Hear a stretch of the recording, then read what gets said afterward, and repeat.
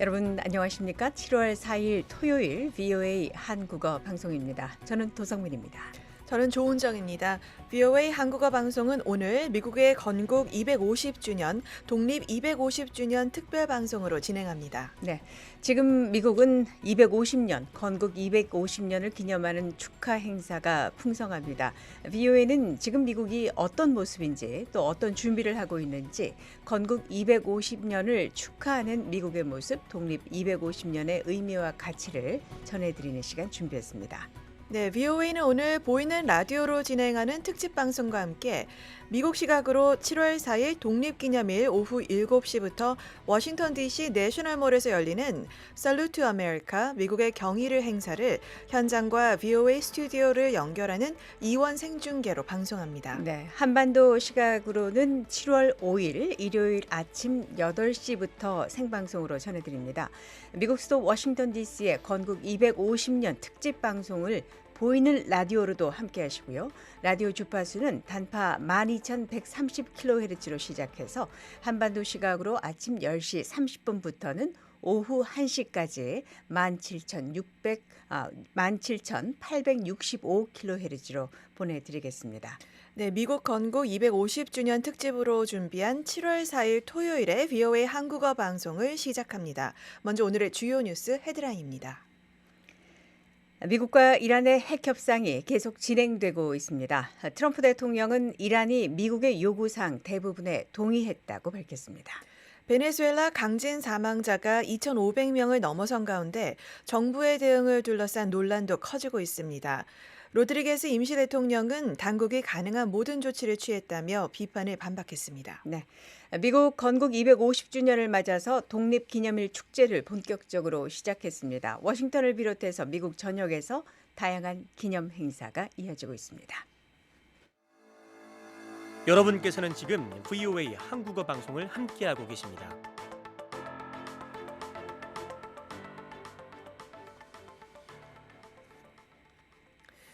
네, 독립기념일을 하루 앞둔 3일 워싱턴 DC 곳곳에서 대규모 축제와 기념 행사가 열립니다. 링컨 기념관과 워싱턴 기념탑을 잇는 잔디광장인 내셔널몰에서는 미 건국 250주년을 맞아 미국에 바치는 헌사 행사가 이틀째 진행되는 가운데 밴디의 공연, 열기구 조명쇼, 불꽃놀이 등 다채로운 행사가 준비돼 있습니다. 독립기념일 당일인 4일에는 이곳에서 공군 편대비행과 에어쇼, 대규모 군악, 의장대 공연에 이어 도널드 트럼프 대통령의 기조연설이 진행될 예정입니다. 네, 4일에는 특히 역대 최대 규모의 불꽃놀이가 계획돼 있습니다. 주최 측은 85만 발의 폭죽을 약 40분간 쏘아 올릴 것이라고 밝혔습니다. 또 워싱턴 내셔널몰에서는 그레이트 아메리칸 스테이트 페어도 열리고 있습니다. 곳곳에 56개 주와 자치령을 대표하는 150개 전시관 등 다양한 볼거리와 체험 프로그램이 자리했습니다. 트럼프 대통령은 3일 미국 독립 250주년 주말을 맞아 사우스 다코타주 러시모어 산에서 연설을 하고 불꽃놀이를 관람할 예정입니다. 또 뉴욕시 타임스퀘어에서는 4일 자정에 크리스털 볼을 떨어뜨리는 볼드롭 행사가 열립니다. 독립선언문이 채택된 필라델피아에서는 독립선언문 낭독과 역사 재현 행사가 열리고 보스턴에서는 미국 혁명을 기념하는 다양한 문화 행사가 이어집니다. 또 3일과 4일에는 미국 건국 250주년을 기념하기 위한 대규모의 전국적인 동시축제 아메리카스 블록 파티가 열립니다. 다음 소식입니다. 도널드 트럼프 미국 대통령은 이란이 새 지도부와의 협상이 진행 중이며 이란 정권이 우리가 필요로 하는 거의 모든 것에 동의했다고 말했습니다. 이런 가운데 이란은 2월 28일 미국 이스라엘 합동군사작전의 첫 공격에서 사망한 최고 지도자 아야톨라 알리 하메네이의 장례식을 치르고 있습니다. 트럼프 대통령은 2일 미국 CNBC 방송과의 인터뷰에서 그들은 군사적으로 완전히 패배했다며 미사일이 일부 남아있지만 그것도 완전히 없앨 수 있다고 말했습니다. 이어 우리는 협상 중이고 지켜봐야 할 것이라면서 그들이 우리가 필요로 하는 거의 모든 것에 동의했다고 본다고 말했습니다. 미국과 이란은 지난달 18일 잠정 평화협정에 서명했으며 이후 이번 주 카타르에서 양국 간 간접 실무 협상이 열렸습니다. 카타르는 구체적인 내용은 밝히지 않은 채 협상에 진전이 있었다고 전했습니다. 영국의 해양안보기구인 영국해양무역기구에 따르면 이란이 지난주 두 차례 상선 공격했던 호르무즈 해협의 통항은 안정적인 상태를 유지하고 있습니다. 이 기구는 3일 지속적인 기뢰 위험 때문에 해협의 안보 위협 수준이 여전히 상당한 수준이라고 밝혔습니다. 트럼프 대통령은 이란을 중동의 폭력배라고 규정하고 이란이 수십 년 동안 미국과 다른 나라들을 괴롭혀왔다고 말했습니다. 그러면서 군사작전의 배경이 된 미국의 전략을 재차 강조했습니다. 특히 이것은 엄밀히 말해 전쟁이 아니라 이란의 비핵화라며 그들이 핵무기를 갖도록 놔둘 수 없었다고 말했습니다. 이란이 하메네이의 장례식을 치르는 가운데 트럼프 대통령은 미국이 테헤란의 정권 교체를 추구하지 않는다고 말했습니다. 트럼프 대통령은 그들의 지도자들은 모두 죽었고 그들은 새 지도자를 세우고 있다며 그들도 모두 죽었다고 거듭 강조했습니다. 또 지금은 세 번째 지도부인데 우리는 실제로 그들과 잘 지낸다며 그들이 훨씬 더 합리적이라고 생각한다고 말했습니다. 한편 브래드 쿠퍼 미국 중부사령관은 11개 영내 국가 군 관계자들은 이번 주 바레인에서 안보회의를 열고 영내 국방협력 강화 방안과 함께 해협을 통한 자유로운 상거래 보장 의지를 논의했습니다. 네, 베네수엘라 임시 대통령이 여러분께서는 지금 VOA 한국어 방송을 함께하고 계십니다.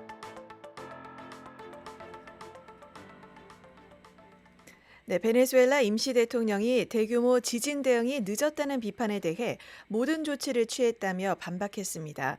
아울러 국제사회의 지원에 감사를 표하면서 미국이 대규모 인도주의 지원 물자 수송을 위한 물류 체계를 운영하고 있다고 밝혔습니다. 오종수 기자가 보도합니다. 베네수엘라의 델시 로드리게스 임시 대통령은 최소 2,500명이 숨진 두 차례의 강진에 대한 정부 대응을 옹호하며 당국이 우리의 모든 역량을 동원했다고 밝혔습니다. 로드리게스 임시 대통령은 정부가 긴급 대응의 일환으로 공무원과 구조 인력 등 19,000명을 투입했다고 말했습니다. 또 국제통화기금 IMF에 2억 달러 규모 기금을 조성해 주택 재건 재원으로 쓸 계획이라고 밝혔습니다. 하지만 수도 카라카스와 최대 피해 지역인 라과이라 주민들은 정부 대응이 지나치게 느리다고 비판하고 있습니다. 주민들은 자원봉사자들이 중장비 지원 없이 건물 잔해를 직접 파내야 했고 당국이 검문소를 통해 라과이라로 식량과 의약품을 반입하는 것도 막아 피해 주민 지원에 차질이 빚어졌다고 주장했습니다. 로드리게스 임시 대통령은 우리나라에서 지진이 발생할 가능성이 있다는 것은 알고 있었지만 이건 우리가 전혀 예상하지 못한 규모의 자연재해라고 말했습니다. 그러면서 우리는 하루나 이틀, 사흘을 기다리지 않았다며 즉각 대응에 나섰다고 강조했습니다.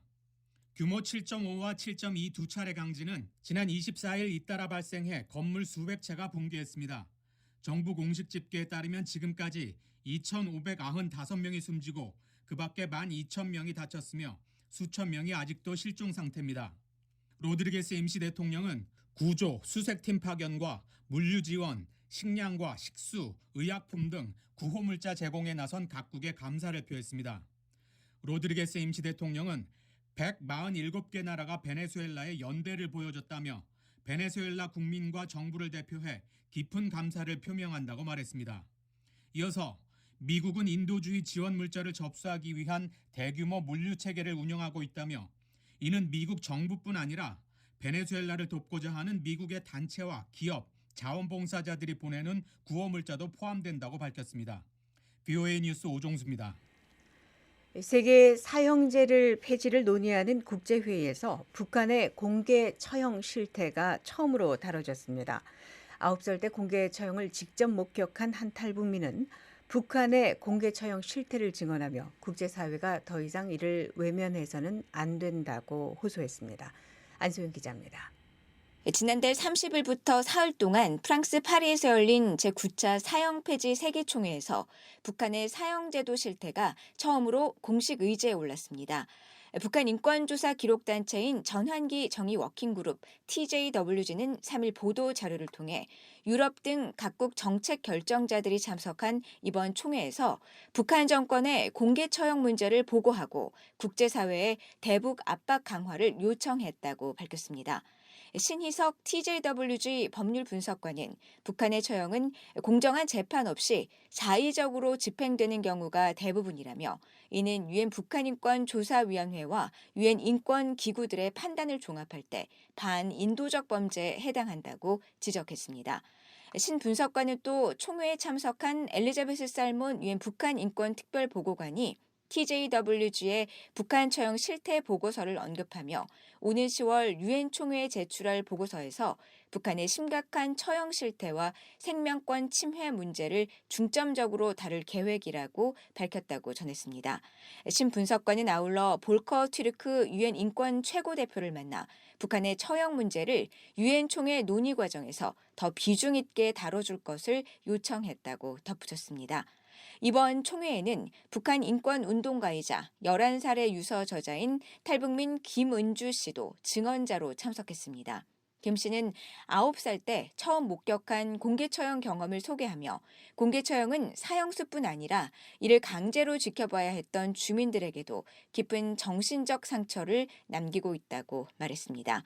김 씨는 이날 VOA에 이번 계기로 북한 사형제의 심각성을 알렸다는 데 의의가 있다며 무고한 북한 주민들의 인권이 유린되지 않도록 국제사회가 북한 인권 문제에 더 목소리를 내주길 바란다고 말했습니다. 프랑스에 본부를 둔 사형 반대 단체 사형제 폐지 국제연대가 2001년부터 3년 주기로 개최하고 있는 세계 사형 폐지 총회는 세계 사형제 폐지와 생명권 보호를 위한 국제사회의 협력 방안을 논의하는 자리입니다. 이번 총회에는 에마뉘엘 마크롱 프랑스 대통령도 참석해 세계적인 사형제 폐지 노력에 대한 프랑스의 지지를 재확인했습니다. VOA 뉴스 안소영입니다. VOA 한국어 방송과 뉴스 기사는 언제든지 인터넷 웹사이트 www.voakorea.com과 유튜브, 소셜미디어 X와 페이스북으로도 함께하실 수 있습니다.